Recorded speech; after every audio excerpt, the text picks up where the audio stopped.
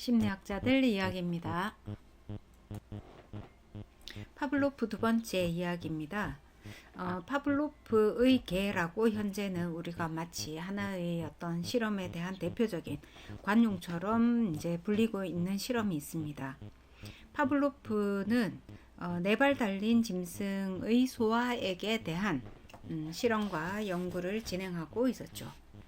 실험실에서 먹이를 먹기 전과 먹는 동안의 동물의 침, 분비물, 양에 대해서 연구를 했습니다. 실제 침은 섭취한 음식을 입에서 소화시키고 또는 위장 계통이 하는 그럼으로써 위장에서 하는 일의 일부가 좀 줄어들게 되죠. 우리 동물적인 인간도 그와 같은 반응을 하고 있습니다. 파블로프는 사람이 개에게 먹이를 주기 전에 개는 시간이 흐르면서 점점 더 많이 침을 흘리기 시작한다는 사실을 알게 되었습니다. 즉, 먹이를 아직 주지 않았는데도 먹이에 대한 생각만으로 침의 양이 점점 많아진다라는 것을 알게 되었죠. 실제로 맛있는 음식의 냄새를 맡으면 사람도 입안에 침이 고이는 것을 관찰할 수 있습니다. 그래서 냄새와 침 분비는 서로 상관이 있다라고 이야기를 하는 것이죠. 이것은 소화기관이 어떤 소화를 위한 기초 작업을 진행하는 것에 해당이 됩니다. 파블로프는 이와 같은 원리를 알고 특정 실험 조건에서 개의 침을 흐르게 하는 것이 가능하겠다라고 생각을 하게 되었습니다. 그리고 그는 실험에서 동물들에게 먹이를 주기 직전에 매번 종을 울리죠. 그래서 그 전에는 음식을 주고 침을 흘리는 정도를 양을 관찰했다면은 이러한 사실을 알게 됨으로 인해서 음식을 주기 직전에 매우 짧은 그 기간 동안에 종을 딱 치고 음식을 주고 종 치고 음식을 주고 자 이렇게 했다라는 겁니다. 이런 과정을 반복하게 되고 그 효과로서의 파블로프의 개는 음식을 주지 않았는데 종만 쳤을 때도 침을 흘리는 것이 관찰이 되었죠. 자, 이것을 우리가 조건화되었다라고 이야기할 수 있습니다. 음식을 주기 전에 종을 쳤는데 이제는 음식을 주지 않으라도 종소리만 듣고도 침을 흘리게 되는 거죠.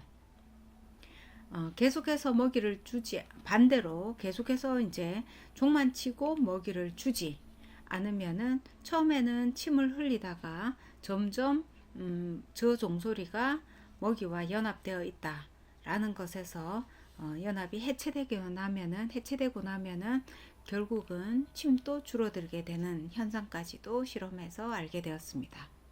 그래서 이 조건이 이제 말소 또는 소거된 것이죠. 자, 파블로프는 이를 조건 반사라고 명명하게 되었습니다.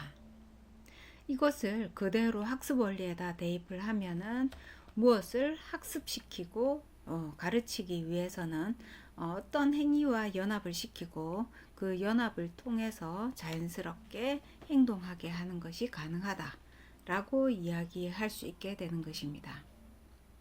자, 다시 종소리 이야기로 들어가면은 종소리는 처음에 아무런 효과도 없었습니다. 그러나 먹이를 주기 직전에 땡먹이 이렇게 해서 연합을 시킨 다음에는 이제 종소리만 들어도 바로 먹이가 연상이 되는 그 효과가 나타나게 되는 것이죠. 그래서 조건 반응, 침 분비를 하게 하는 그러한 효과가 나타나게 됩니다. 그리고 동물은 종소리에서 그런 이유는 동물이 종소리에서 먹이를 바로 연상하기 때문입니다. 동물이나 인간에게 조건 자극을 통해서 특정 반응을 하도록 훈련시키는 것을 학습 심리학자는 고전적 조건화라고 이야기를 하고 있습니다. 그래서 이 원리에 따라서 우리는 파블로프의 이 실험과 이 원리를 우리가 구체적으로 알게 됨으로 인해서 학습에서 또는 사람을 어떻게 교육시키고 어떻게 변화시키고 그 행동을 조성하는지를 좀 알게 되었다 라고 이야기를 할 수 있게 됩니다. 이것은 매우 인간에 대한 기계적이고 또는 인간에 대한 조작적인 그런 발견에 해당이 된다라고 이야기를 할 수 있습니다.